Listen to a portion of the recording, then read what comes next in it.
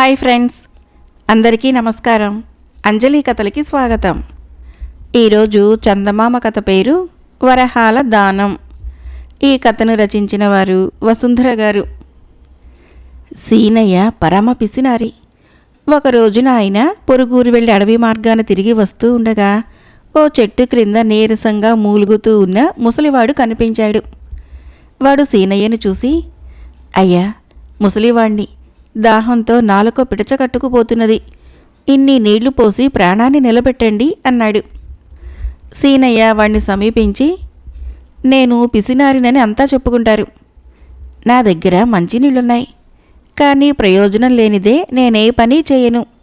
నీ దగ్గర డబ్బుంటే చెప్పు, ప్రతిఫలం తీసుకొని నీ ప్రాణాలు నిలబెడతాను అన్నాడు. ముసలివాడు తన రుండిన ఉన్న వెండి నాణాన్ని తీసి సీనయ్యకిచ్చి, ఆయన ఇచ్చిన మంచినీళ్ళు తాగి, ఇప్పుడు ప్రాణం లేచి వచ్చినట్లుంది, నీ మేలు మరిచిపోలేను. నీతో మీ ఊరికి వచ్చి నీ సాయానికి ప్రతిఫలంగా ఏదైనా ఇచ్చుకొని వెళతాను అన్నాడు. చూడబోతే పేదవాడివిలా ఉన్నావు, తెలివి కూడా అంతంత మాత్రంగానే ఉన్నది. లేకపోతే ప్రాణం పోతున్నా సరే మంచినీళ్లకు వెండి కాసు వృధా చేస్తావా? నీ వంటి వాడి వలన నాకే ప్రయోజనము ఉండదు, వెళ్ళు వెళ్ళు అన్నాడు సీనయ్య. దానికి ముసలివాడు, నన్ను తక్కువగా అంచనా వేయకు, నీతో వచ్చి నీ ఇంటి ముందు నిలబడి దానం చేయమని అడుగుతాను. నాకొక వరహా ఇవ్వు, దానం చేసిన పుణ్యము నీకెన్ని రెట్ల వరహాలు తిరిగి ఇస్తుందో చూద్దువు గాని అన్నాడు. వరహాల మూట అట్లా ఉంచు, నీకు ఒక్క రాగి నాణ్యం కూడా దానం ఇవ్వను, నాకీ పుణ్యపాపాల మీద నమ్మకం లేదు అన్నాడు సీనయ్య. నేను చెప్పేది పూర్తిగా వినకుండా కంగారు పడతావేం? నాకు దానం చేస్తే అది 1000 రెట్లయ్యి వెనక్కు తిరిగి వస్తుందని చెబుతాను. నా మాట విని నువ్వు నాకు దానం చేశావంటే ఊళ్ళో గొప్ప వాళ్ళందరూ కూడా నాలో ఏదైనా మహిమ ఉన్నదనుకొని నమ్మి దానం చేస్తారు. అలా 1 రోజులు చేయాలంటాను. ప్రతిఫలంగా రోజు నీకు 1000 వరహాలు ఇచ్చుకుంటాను అన్నాడు ముసలివాడు. 1000 వరహాలు ఇవ్వటం వరకు బాగానే ఉన్నది, కానీ నువ్వు నన్ను మోసం చేస్తే నా వరహా పోయినట్లే గదా అన్నాడు సీనయ్య. నీకంత అనుమానంగా ఉంటే ఇదిగో ఈ వరహా నీకిస్తున్నాను, ఇదే రేపు నువ్వు నాకు దానంగా ఇద్దువు గాని అన్నాడు ముసలివాడు. సీనయ్య మారు మాట్లాడకుండా ముసలివాణ్ణి తనతో పాటు ఊరిలోకి రానిచ్చాడు. మర్నాడు అంతా అనుకున్నట్లే జరిగింది. సీనయ్య దానమిచ్చాడన్న వార్త కార్చిచ్చులా ఊరంతా వ్యాపించింది. సీనయ్య వంటి పిసినుగొట్టు వరహా దానంగా ఇచ్చాడంటే ఆ ముసలివాడిలో ఏదో పెద్ద విశేషముంటుందని నమ్మి ఊర్లోని వ్యాపారస్తులు, భాగ్యవంతులు మాత్రమే గాక అంతో ఇంతో ఉన్న ప్రతి ఒక్కరూ ముసలివాణ్ణి వెతుక్కుంటూ వెళ్ళి వరహా చొప్పున దానం చేశారు. ఈ విధంగా మొదటి రోజునే ముసలివాడికి 10,000 వరహాలు లభించాయి. వాడు సీనయ్య ఇంటికి వెళ్ళి ఆయనకు 1000 వరహాలిచ్చి, రేపు కూడా ఇదే విధంగా దానం చేయాలి సుమా, మర్చిపోయేవు అని హెచ్చరించాడు. ఈ 1000 వరహాలు నాకు ఇస్తానని ముందే మాట ఇచ్చావు, అంటే ఇవి నావి, మరి రేపు దానం చేస్తే ఆ వరహా పుచ్చుకొని నువ్వు మళ్ళీ కనిపించకుండా పోతే అన్నాడు సీనయ్య. ముసలివాడు మారు మాట్లాడకుండా తనకు దానం చేయటానికి సీనయ్యకు వరహా ఇచ్చుకొని వెళ్ళిపోయాడు. అలా 2 వారాలు జరిగేసరికి సీనయ్యకు ఇచ్చేది పోగా 1,00,000 వరహాలకి పైగా ముసలివాడి వద్దకు చేరాయి. ఆ డబ్బుతో వాడు మంచి ఇల్లు కొనుక్కున్నాడు, 2 పనివాళ్ళని పెట్టుకున్నాడు. తన దగ్గర ఉన్న డబ్బుతో వడ్డీ వ్యాపారం చేస్తూనే వాడు రోజూ సీనయ్య దగ్గర వరహా దానం కూడా పుచ్చుకుంటున్నాడు. ఊళ్ళో ముసలివాడికి దానం చేస్తున్న వాళ్ళందరూ ఇది గమనించారు. వాళ్ళు ఒక మనిషికి సంగతి చెప్పి ముసలివాడు ఏమేం చేస్తుంటాడో రహస్యంగా ఆరా తీయమన్నారు. 1-2 రోజుల్లోనే వాళ్లకు నిజం తెలిసిపోయి న్యాయాధికారికి ఫిర్యాదు చేశారు. న్యాయాధికారి సీనయ్యను, ముసలివాణ్ణి, ఫిర్యాదు చేసిన వాళ్ళని ఒకచోట చేర్చి ముసలివాణ్ణి సంజాయిషి అడిగాడు. అందుకు ముసలివాడు ఏమాత్రమూ తొణక్కుండా, అయ్యా, ఇందులో సీనయ్య చేసిన మోసం ఏమీ లేదు, ఆయన నన్ను నమ్మి దానం ఇచ్చాడు.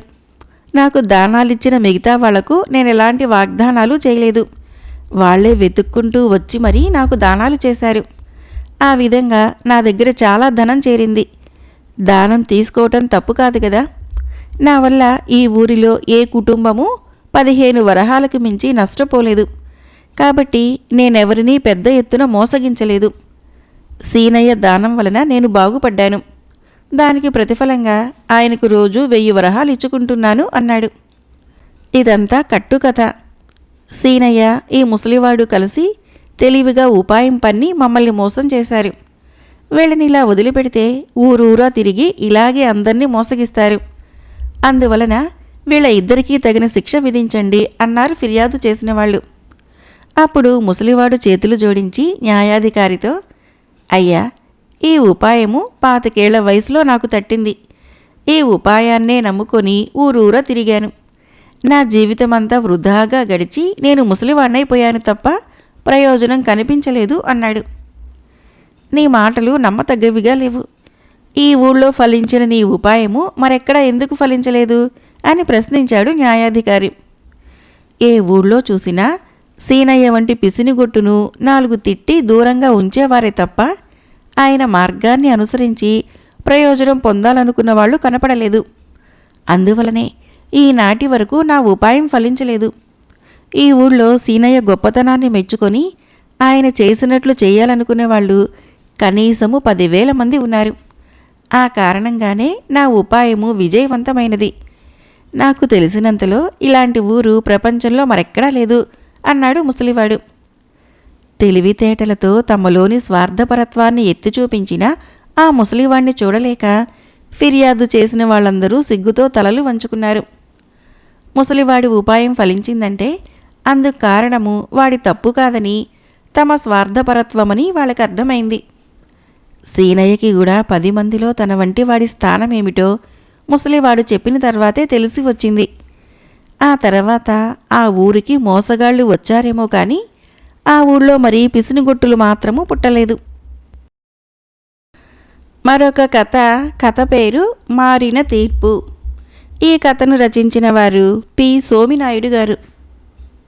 కనకాంబరుడు అనే ఓ చిన్న రైతుని లక్ష్మీపురంలో అందరూ గ్రామ పెద్దగా గౌరవించేవాళ్ళు.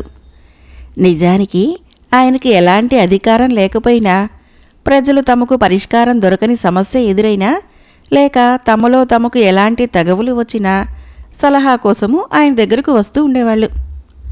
కాలం గడిచి క్రమంగా కనకాంబరుడు వృద్ధుడు కావటంతో ఆయన కొడుకు వల్లభుడు గ్రామ పెద్దగా చలామణి కాసాగాడు. కనకాంబరుడు గ్రామంలో అందరి నుంచి గౌరవ మర్యాదలు తప్ప తనకంటూ ఆస్తిపాస్తులు ఏమీ సంపాదించుకోలేకపోయాడు. వల్లభుడు తనకు తండ్రి నుంచి సంక్రమించిన 2 ఎకరాల భూమిని సొంతంగా కష్టపడి సాగు చేసుకుంటూ జీవించసాగాడు. ఒకనాడు ఆ గ్రామానికి చెందిన రామయ్య అనే వృద్ధుడు అతడి కొడుకు భీమయ్య వల్లభుడి వద్దకు వచ్చి తమ తగవు తీర్చమన్నారు. ముందుగా రామయ్య వల్లభుడితో, చూడు బాబు, నేనేమో బాగా ముసలివాణ్ణైపోయాను. నేను ఈ వయసులో కష్టపడి సంపాదించలేను. నా కొడుకు భీమయ్య నన్ను పోషించనంటున్నాడు. నాకు వీడొక్కడే కొడుకు. ఇప్పుడు నాకు తిండి బట్ట దొరికే మార్గమేమిటో నువ్వే చెప్పు అన్నాడు. ఇందుకు సమాధానంగా భీమయ్య, మా నాన్న సంపాదించే వయసులో వ్యసనాలకు బానిసై మా ఆస్తినంతటినీ నాశనం చేశాడు. అందుచేత ఇప్పుడు నేను కేవలము నా రెక్కల కష్టం మీద బతకవలసి వచ్చింది. ఇలాంటి స్థితిలో నా తండ్రిని పోషించే భారము నేనెలా మోయగలనో మీరే చెప్పండి అన్నాడు. ఇద్దరి వాదన విన్న వల్లభుడు కొంచెంసేపు ఆలోచించి, రామయ్య, నీ కొడుకు భీమయ్య సంపాదించేది అతడి పొట్ట గడిచేటందుకే సరిపోతుంది. ఆ స్థితిలో నిన్నెలా పోషించగలడు? అందువలన నీ పోషణ భారము భీమయ్య శక్తికి మించిన పని అని భీమయ్య పక్షాన తీర్పు చెప్పాడు.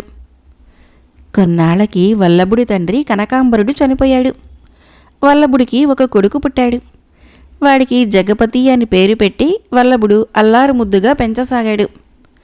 ఒక రోజున అతడి వద్దకు సూరయ్య అనే వృద్ధుడు వాడి కొడుకు వీరయ్య వచ్చారు. సూరయ్య వల్లభుడితో, బాబు, నాకు వీరయ్య ఒక్కడే కొడుకు. వాణ్ణి కష్టపడి పెంచి పెద్ద చేశాను. కానీ వాడు వృద్ధాప్యంలోకి అడుగుపెట్టిన నన్ను పోషించనంటున్నాడు. ఇప్పుడు నాకు భిక్షాటన తప్ప మరొక మార్గం లేదు అన్నాడు దీనంగా. దానికి సమాధానంగా వీరయ్య వల్లభుడితో, అయ్యా, నా తండ్రి నన్ను పెంచి పెద్దవాణ్ణి చేశాడు కాదనను. కానీ ఈ మధ్యనే నాకు పెళ్ళయింది, పిల్లలు పుట్టారు. ఇప్పుడు నేను అదనంగా మరొక మనిషిని పోషించే స్థితిలో లేను అన్నాడు. వల్లభుడు వెంటనే వీరయ్యతో, తండ్రిని పోషించవలసిన బాధ్యత కొడుకుది. అందుచేత నిన్ను పెంచి పెద్ద చేసిన నీ తండ్రి రుణం తీర్చుకోవాలంటే నీ తండ్రిని జీవితాంతము నువ్వు పోషించి తీరాలి. ఇక నీ భార్యాపిల్లలు ఆర్థిక పరిస్థితి అంటావా, దానికి ఎవరు చేయగలిగిందేమీ లేదు. నువ్వు తాగే కల్లో గంజో నీ తండ్రికి కూడా పొయ్యి అన్నాడు. ఆ గ్రామంలో భూషయ్య శేషయ్య అనే వృద్ధులిద్దరున్నారు. వాళ్ళు కనకాంబరుడికి బంధువులు. వాళ్ళు ఒకనాటి సాయంకాలము చెరువుగట్టున కూర్చొని పిచ్చాపాటి మాట్లాడుకుంటున్న సమయంలో భూషయ్య, శేషయ్య ఈ మధ్య తగువబడి తన వద్దకు వచ్చేవాళ్ళకి వల్లభుడిచ్చే సలహాలు తీర్పులు చూస్తుంటే వాడేమైనా తిక్క మనిషా అనిపిస్తున్నది. వాడి తండ్రి కనకాంబరుడు ఎంత న్యాయంగా చాకచక్యంగా సమస్యలకు పరిష్కారం చెప్పేవాడు అన్నాడు. వల్లభుడు తిక్క మనిషేమో అన్న అనుమానం నీకెందుకు కలిగింది? వాడిచ్చే తీర్పుల్లో నీకు నచ్చనివేమిటి అని అడిగాడు శేషయ్య. రామయ్య, అతని కొడుకు భీమయ్య గొడవపడి మన వాడి వద్దకు తీర్పుకు వెళ్ళిన సంగతి నీకు గుర్తున్నది కదా అని అడిగాడు భూషయ్య. గుర్తులేకే అన్నాడు శేషయ్య. ఆ తండ్రి కొడుకుల తగవు పరిష్కారంలో వల్లభుడు కొడుకు తరపున మాట్లాడి అతడికి అనుకూలంగా తీర్పు చెప్పాడు. అదే వల్లభుడు ఈ మధ్య తన దగ్గరికి తీర్పు కోసం వచ్చిన సూరయ్య వీరయ్యలలో తండ్రి సూరయ్య తరపున మాట్లాడి కొడుకు వీరయ్యకు వ్యతిరేకంగా తీర్పునిచ్చాడు. దీన్ని తిక్క కాక మరేమనాలి అని అడిగాడు భూషయ్య. శేషయ్య 1-2 క్షణాలు తలాడిస్తూ ఊరుకొని తర్వాత, భూషయ్య, ఎంతటి న్యాయాధిపతి అయినా అతడి జీవన స్థితిగతులు, అతడి తీర్పులు బింబ ప్రతిబింబాలు. మన వల్లభుడు దానికేమీ అతీతుడు కాదు అన్నాడు. కొంచెం వివరంగా చెప్పు అన్నాడు భూషయ్య. వల్లభుడు రామయ్య కొడుకు భీమయ్య తరపున మాట్లాడటానికి కారణము అప్పట్లో అతను వృద్ధుడైన తండ్రి కనకాంబరుణ్ణి అయిష్టంగానే పోషిస్తూ ఉండటం. ఆ ఇష్టాన్ని పరోక్షంగా రామయ్య మీద కనబరిచాడు అన్నాడు శేషయ్య. సరే, మరిప్పుడు తండ్రి సూరయ్యకు అనుకూలంగా తీర్పునివ్వటంలో అర్థమేమిటి అని అడిగాడు భూషయ్య. వల్లభుడు వీరయ్యలో తన కొడుకును చూసుకొని భవిష్యత్తు గురించి భయపడ్డాడు. ఎందువల్లనంటే ఇప్పుడు తన తండ్రి చనిపోయాడు కాబట్టి తాను తండ్రి స్థానంలో ఉన్నాడు. అందువలన తండ్రి అయిన సూరయ్యను సమర్థించాడు అని వివరించాడు శేషయ్య. అప్పటికి భూషయ్యకు అర్థమైంది, మనిషి సొంత అనుభవాల్ని బట్టే ఎదుటి మనిషికి చెప్పే నీతులు కూడా మారుతూ ఉంటాయని. మరొక కథ పేరు చిక్కులో పడిన నక్క. అడవి సమీపంలో ఒక కాపు నివసిస్తూ ఉండేవాడు. అతడు కొంతమేర దున్ని ఆకుకూర మడులు నాటాడు. కుందేలు వాటిని తినమరిగింది. ప్రతి రాత్రి ఎవరో వచ్చి తన ఆకుకూరలు తినిపోతూ ఉండటం గమనించి కాపు ఒకనాడు ఉచ్చు పన్నాడు. ఆ ఉచ్చును గమనించక కుందేలు రాత్రి అందులో చిక్కుకున్నది. దాన్నుంచి తప్పించుకునే ఉపాయం కనిపించలేదు కుందేలుకి. తెల్లవారుజామున కాపు వచ్చాడు. కుందేలుని చూసి, ఓహో, దొరికావా? రోజు నా కూరలు తినిపోదామనుకున్నావా? నీ సంగతి చెబుతా ఉండు అని కుందేలుకు బుద్ధి చెప్పటానికి గాను చింతబరికలు తీసుకుని రావటానికి వెళ్ళాడు. తప్పించుకునే ఉపాయం లేదు. ఇవాళ నాకు మూడింది.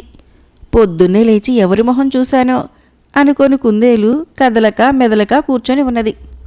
సరిగ్గా ఆ సమయానికే ఒక నక్క అటుగా వచ్చి కుందేలును చూసి, ఓహో కుందేలా, ఇక్కడ కూర్చున్నావేంటి? నీ మెడకి ఆ ఉచ్చేమిటి అని అడిగింది ఆశ్చర్యంగా. కుందేలు పొట్ట చేతబట్టుకొని నవ్వుతున్నట్లు అభినయిస్తూ, భలే గమ్మత్తు. పిల్లలకు సుస్తీగా ఉండటం వలన సాతాని వైద్యుణ్ణి అడిగి 4 కస్తూరి మాత్రలు తీసుకొని వద్దామని వెళ్తూ ఉంటే ఆవు అత్త ఎదురయ్యి, మా అమ్మాయి పెళ్లి చేస్తున్నాం, నువ్వు రాక తప్పదు అన్నది. నేను తొందర పని మీద వెళుతున్నాను గాని ఈసారికి నన్ను వదిలివేయమన్నా. కాదు కూడదు, పెళ్లికి వస్తే తప్ప ఊరుకునేది లేదని నన్ను ఆవు అత్త నిర్బంధం పెట్టింది. సరే, నా పని పూర్తి చేసుకుని వస్తానని చెప్పాను. కానీ ఆవు అత్త నన్ను నమ్మక ఇక్కడ కట్టేసి పెట్టి నన్ను తీసుకొని రావటానికి ఎవరినన్నా పంపిస్తానని వెళ్ళిపోయింది. అది సంగతి. నన్ను విడిచిపెట్టేద్దు, నీ పుణ్యం ఉంటుంది. పిల్లలకి ఆ మాత్రలు పడితే గాని నేను ఇంకో పని చూసుకోవటానికి లేదు. అంతగా పెళ్లికి వెళ్ళాలనుకుంటే నిన్ను కట్టి పెడతాను, వాళ్ళు వచ్చి నిన్నే తీసుకుపోతారు అన్నది కుందేలు. నక్క ఈ మాటలు నమ్మి, అవును, నేను నిన్ను విప్పుతాను, నువ్వు నన్ను కట్టేయి, నన్ను ఒక్కరూ ఏ పెళ్ళికి పిలవరు అన్నది. కుందేలు నక్కను తన స్థానంలో కట్టేసి, నేను వైద్యుడి వద్దకు పోయి ఇప్పుడే వస్తాను, ఈ లోపల పెళ్లివారు రానే వస్తారులే అంటూ కొంచెం దూరంగా వెళ్ళి ఒక పొదలో దాగింది. ఇంతలో కాపు చింతబరికెలు తీసుకుని వచ్చాడు. నక్కను చూసి, ఇదేంటి, నా ఆకుమళ్ళు పాడు చేసేది పోయి కోళ్ళు కాజేసేది వచ్చిందా? దేహశుద్ధి చేస్తానుండు అని చింతబరికలు చెత్త అయ్యేదాకా నక్కను ఎడాపెడా ఏకి వదిలేశాడు. ఆ తర్వాత వాడు తన కుక్కల్ని తీసుకుని రావడానికి బయలుదేరాడు. అప్పుడు కుందేలు తిరిగి వచ్చి నక్కను చూసి, ఇంకా ఇక్కడే ఉన్నావా, పెళ్లివారు రాలేదా అన్నది. నాకు పెళ్ళి వద్దు, పెడాకులు వద్దు, ఈ ఉచ్చు త్వరగా విప్పు అన్నది నక్క. కానీ కుందేలు తాత్సారం చేసి ఆ కబుర్లు ఈ కబుర్లు చెప్పసాగింది. వెంటనే ఉచ్చు విప్పితే నక్క తనని బతకనివ్వదు. కొంతసేపటికి దూరాన కాపు కుక్క కనబడటం చూసి కుందేలు నక్కను విడిపించడానికి ఉచ్చు విప్పింది. కుక్కలు ఆ చోటికి సమీపిస్తున్నాయి. నక్క ఆ క్షణమే బలం కొద్దీ పరిగెత్తి పారిపోయింది. కుందేలు కూడా మరో దిక్కుగా పరిగెత్తిపోయింది. మరొక కథ పేరు కృతవర్మ నిర్ణయం. ఈ కథను రచించిన వారు ఆర్వి రాఘవరావు గారు. వంగరాజు కృతవర్మకు లేక కలిగిన బిడ్డ వీరవర్మ. ఎంతో గారాబంగా పెరిగిన వీరవర్మకు 5 సంవత్సరాలు రాగానే రాజాస్థాన పురోహితుడు రామశర్మ అక్షరాభ్యాసం చేసి విద్యాబుద్ధులు నేర్పుతున్నాడు. అందులో 5 సంవత్సరాలు గడిచాక కృతవర్మ భార్యను పిలిచి, సమీపారణ్యంలో విష్ణుశర్మ అనే పండితుడు గురుకులాశ్రమం నిర్వహిస్తున్నాడు, యువరాజుని అక్కడికి పంపాలనుకుంటున్నాను అని చెప్పాడు. మహారాణి ఇది విని కంగారుగా, ప్రభు, వీరవర్మ మనకు లేక కలిగిన బిడ్డ. ఈ వృద్ధాప్యంలో యువరాజుని విడిచి ఉండటం నాకు సాధ్యం కాదు. అదీగాక మన పురోహితుడు రామశర్మ ఎంతో శ్రద్ధగా రాకుమారుడికి చదువు నేర్పుతున్నాడు. ఇప్పుడు గురువును మార్చితే ఆయన మనసు నొచ్చుకోదా అన్నది. అప్పటికి కృతవర్మ ఏమీ మాట్లాడలేదు. కొద్ది రోజుల తర్వాత ఆయన వనవిహారం పేరిట సకుటుంబంగానూ సపరివారంగానూ సమీపారణ్యానికి వెళ్ళి విడిది చేశాడు. రామశర్మ కూడా వారితో వెళ్ళాడు. మహారాజు అక్కడ బస చేసిన విషయం తెలుసుకుని సమీపారణ్యంలోని గురుకులాశ్రమం నడుపుతూ ఉన్న విష్ణుశర్మ అక్కడికి వచ్చి తన ఆశ్రమం చూడవలసిందిగా కోరాడు. కృతవర్మ అందుకు ఒప్పుకొని, తమరు ముందుగా మా అబ్బాయిని పరీక్షించవలసిందిగా కోరుతున్నాను అన్నాడు. అప్పుడు రామశర్మ ముందుకు వచ్చి, విష్ణుశర్మ మహాశయ, తమరు గురుకులాశ్రమం నడిపే మహాపండితులు. పరీక్షించే ముందు యువరాజు 10 సంవత్సరాల బాలుడు అన్న విషయం మరవకూడదు అని హెచ్చరించాడు. విష్ణుశర్మ సరేనని వీరవర్మని బంతి ఆట ఆడమన్నాడు. యువరాజు ఉత్సాహంగా బంతి ఆట ప్రారంభించేసరికి అది పక్కనే ఉన్న కొలనులో పడింది. వీరవర్మ కొలనులోకి దిగబోతే రామశర్మ వారించి, ఈ కొలను నీకు కొత్త, నీకు ఈత కూడా అంతంత మాత్రమే వచ్చు, ఉండు, నేను నీకు బంతిని తెచ్చిస్తాను అంటూ తాను కొలనులోకి ప్రవేశించి బంతిని తెచ్చి ఇచ్చాడు. అప్పుడు విష్ణుశర్మ యువరాజుతో, బంతి ఆటలో కొన్ని కొత్త మెలకువలున్నాయి, నేర్చుకో అంటూ బంతిని రకరకాలుగా గాలిలోకి కొట్టి చిటికెన వ్రేలి మీద బొంగరంలా తిప్పాడు. వీరవర్మ కూడా అలాగే చేయబోతే బంతి మళ్ళీ కొలనులో పడింది. విష్ణుశర్మ యువరాజుని బంతిని తీసుకుని రమ్మన్నాడు. నాకు ఈత అంతంత మాత్రంగానే వచ్చు, ఈ కొలను కొత్త అన్నాడు వీరవర్మ భయంగా. నీకు అసలంటూ ఈత వచ్చును కదా, నీ గురువు రామశర్మకు లేని కొత్త నీకెలా వచ్చింది? నీకేదైనా ప్రమాదం జరిగితే రక్షించటానికి నేనుండగా నీకింకా సంకోచం దేనికి? వెళ్ళి బంతిని తీసుకునిరా అన్నాడు విష్ణుశర్మ. వీరవర్మ కొలనులోకి ప్రవేశించి ధైర్యంగా ఈత కొట్టి బంతిని వెనక్కు తెచ్చాడు. అప్పుడు కృతవర్మ భార్యతో, చూసావా మహారాణి, శిష్యుడు పనులు చేసి పెడుతూ శిష్యుడిని రక్షించేవాడు మంచి గురువు కాలేడు. శిష్యుడిలో నమ్మకాన్ని పెంచి శిష్యుడు తన పనులు తాను చేసుకుంటూ తన్ను తాను రక్షించుకోగలిగేలా చేసేవాడే మంచి గురువు. రామశర్మ వద్ద విద్యాభ్యాసం చేస్తే యువరాజు ఎన్నటికీ తల్లిచాటు బిడ్డలాగానే ఉండిపోతాడు. విష్ణుశర్మ వద్ద చేరితే ఒక దేశాన్నేలే రాజలక్షణాలు పొందుతాడు. ఏం చేయాలో నీ ఇష్టము అన్నాడు. మహారాణి భర్త దూరదృష్టికి మెచ్చుకొని కొడుకుని విష్ణుశర్మ గురుకులాశ్రమంలో చేరటానికి అంగీకరించింది. వీరవర్మ విష్ణుశర్మ గురుకులాశ్రమంలో చేరి అన్ని విద్యలు నేర్చి సమర్థుడు అనిపించుకున్నాడు. మరొక కథ పేరు వ్యాపారి స్నేహం. ఈ కథను రచించిన వారు బొమ్మిడి అచ్చారావు గారు. శంకరయ్య స్నేహానికి విలువనిచ్చే మనిషి. అతడు వ్యవసాయం చేయగా వచ్చిన పంటని తన మిత్రుడైన రాఘవయ్యకు అమ్మేవాడు. రాఘవయ్య పంట రాకుండానే బేరం చేసి పంట వచ్చేసరికి తీసుకొని వెళ్ళి తన అమ్మకం పూర్తి అయినాకనే శంకరయ్యకు డబ్బిచ్చేవాడు. రాఘవయ్య అసలు సిసలు వ్యాపారి. అతడు శంకరయ్యకు బాగా తక్కువ డబ్బిచ్చి పంట కొనుక్కొని ఎన్నో రెట్లు లాభాలు గడిస్తున్నాడు. శంకరయ్యతో, పంట రాకుండానే బేరం చేస్తున్నాను. వానలు కురవకో గాలివాన వచ్చో పంట నాశనమైతే ఆ నష్టమంతా నాదే కదా. స్నేహితుడివన్న అభిమానంతో నేను ఈ నష్టానికి సిద్ధపడుతున్నాను అని తెలివిగా చెప్పేవాడు. కొందరు రైతులు శంకరయ్యతో రాఘవయ్య మోసం గురించి చెప్పి, పంట వచ్చే వరకు ఆగు, హెచ్చు ధరకు ఇతరులకు అమ్ముకో అని చెప్పి చూశారు. కానీ శంకరయ్య స్నేహానికే ఎక్కువ విలువనిచ్చాడు. ఇలా ఉండగా ఒకసారి దేశమంతా ఎండుమిరపకాయలకి మంచి గిరాకీ వచ్చింది. చాలామంది రైతులు మిరప పంట వేశారు. శంకరయ్య కూడా అలాగే చేస్తే అదృష్టం కొద్దీ మిరప మొక్కలు విరగగాశాయి. కాయలు ఇంకా పచ్చిగా ఉండగానే రాఘవయ్య అతడి పంట మొత్తాన్ని 1000 వరహాలకి బేరం చేశాడు. శంకరయ్య అతడితో, ఇప్పుడు మిరపకాయలకు గిరాకీ ఎక్కువ ఉందట, నాకు హెచ్చు ధర ఇవ్వలేవా అని అడిగాడు. వానపడి మిరపకాయలు పండేలోగా కుళ్ళిపోవచ్చు, అయినా నీకు 1000 వరహాలు ఇచ్చుకుంటాను. అలాంటప్పుడు మన బేరసారాల మధ్య స్నేహభావమే తప్ప వ్యాపారం ఉండకూడదు అన్నాడు రాఘవయ్య. ఇక మీదట పంట వచ్చాకనే అమ్ముకుంటానని నిష్కర్షగా చెప్పటానికి శంకరయ్య మొహమాటపడ్డాడు. కానీ కొద్ది రోజులకే అతడి పొలంలోని మిరపకాయలన్నీ ఎర్రగా పండాయి.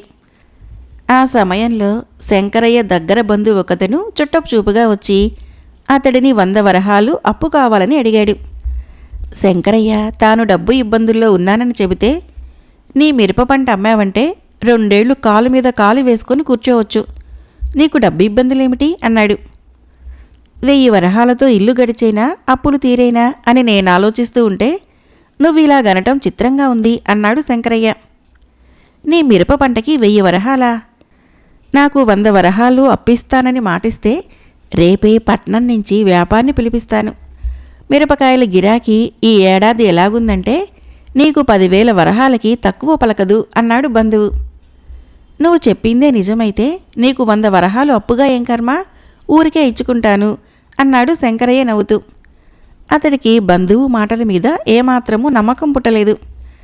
అయితే బంధువు అన్నంత పని చేశాడు. మర్నాటికల్లా ఒక వ్యాపారిని తీసుకొని వచ్చాడు.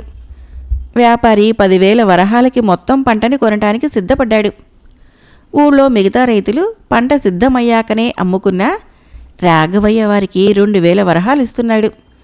మిరప పంటకి ఇంత ధర ఉందని తెలియగానే అందరూ పట్నం వ్యాపారికే తమ పంటని అమ్మాలని నిర్ణయించుకున్నారు. స్నేహితుడికి మాట ఇచ్చి తప్పటము శంకరయ్యకి ఇష్టం లేదు. అది విని బంధువు, వ్యాపారితో డబ్బు సంబంధమే తప్ప స్నేహం ఉండకూడదు. నీ స్నేహం పేరు చెప్పి రాఘవయ్య నీకు ఇప్పుడు 5,000 వరహాలైనా ఇస్తాడేమో అడుగు అన్నాడు తిరస్కారంగా. శంకరయ్య రాఘవయ్య వద్దకు వెళ్ళి పట్నం వ్యాపారి వచ్చిన విషయం చెప్పకుండా తన బంధువు మాటలు మాత్రం చెప్పాడు. రాఘవయ్య నవ్వి, అలాంటి కబుర్లు నమ్మకు, నీ బంధువు ఈ రోజుండి రేపు వెళ్ళిపోతాడు, మనం రోజు ముఖముఖాలు చూసుకోవలసిన వాళ్ళము, అన్నమాట తప్పకు, ఒప్పుకున్న బేరానికి నిలబడు అన్నాడు. అప్పటికి శంకరయ్యకు రాఘవయ్య నిజస్వరూపం పూర్తిగా తెలిసింది. అతడు మారాలోచన లేకుండా పట్నం వ్యాపారికి పంటని 10,000 వరహాలకి అమ్మేసి బంధువుకి 100 వరహాలు సంతోషంగా ఇచ్చుకున్నాడు.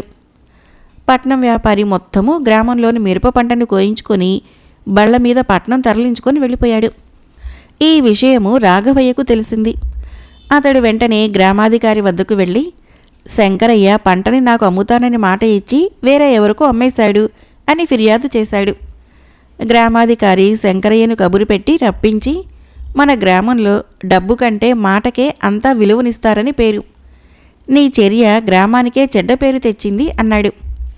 శంకరయ్య కళ్ళనీళ్లు పెట్టుకొని, అయ్యా, 10,000 వరహాలు విలువ చేసే పంటని 1000 వరహాలకి బేరం చేసి ఏం బ్రతిమలాడుకున్నా 5000 వరహాలైనా ఇవ్వటానికి అంగీకరించలేదు రాఘవయ్య. అయినా నేను మాట మీద నిలబడాలని అనుకున్నాను. కానీ దురదృష్టవశాత్తు నా పంటని రాత్రికి రాత్రి దొంగలు కోసుకుని పోయారు. నాకెలాంటి నష్టం వచ్చినా భరిస్తానని రాఘవయ్య తక్కువ ధరకి నా పంటను బేరం చేశాడు. అన్నమాట మీద నిలబడి రాఘవయ్య 1000 వరహాలు నాకిస్తాడేమో అడగండి అన్నాడు. రాఘవయ్య అంటే కోపంగా ఉన్న రైతులందరూ శంకరయ్యకు అనుకూలంగా సాక్ష్యం చెప్పారు. గ్రామాధికారి అసలు విషయం తెలుసుకుని అతన్ని మందలించి పంపించేశాడు. మరొక చిన్న కథ. కథ పేరు అతి తెలివి.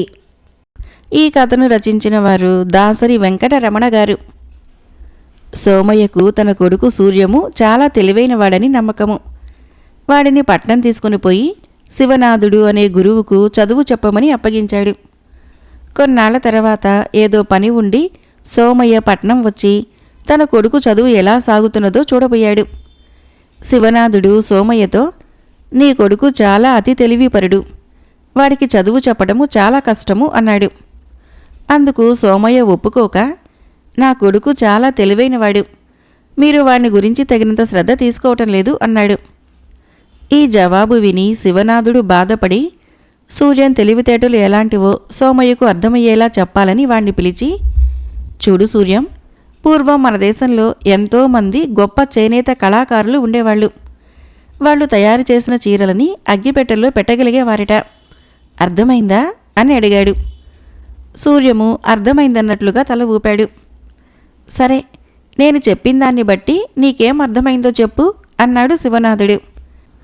ఆ కాలంలో అగ్గిపెట్టెల్ని చాలా పెద్దవిగా, అంటే చీరలు పట్టే పరిమాణంలో తయారు చేసేవాళ్ళన్నమాట అన్నాడు సూర్యం తడుముకోకుండా. దానితో సోమయ్యకు తెలివికి అతి తెలివికి తేడా తెలిసి వచ్చింది. ఆయన శివనాథుణ్ణి తన తొందరపాటుకు క్షమించమని అడిగి ఎలాగైనా తన కొడుకుని సరి అయిన మార్గంలో పెట్టమని కోరుకొని వెళ్ళిపోయాడు. కథ అయిపోయింది. ఫ్రెండ్స్, ఈ కథలు మీకు నచ్చినట్లయితే మన ఛానల్ని తప్పకుండా సబ్స్క్రైబ్ చేయండి, లైక్ చేయండి, షేర్ చేయండి, కామెంట్ చేయండి. Thank you.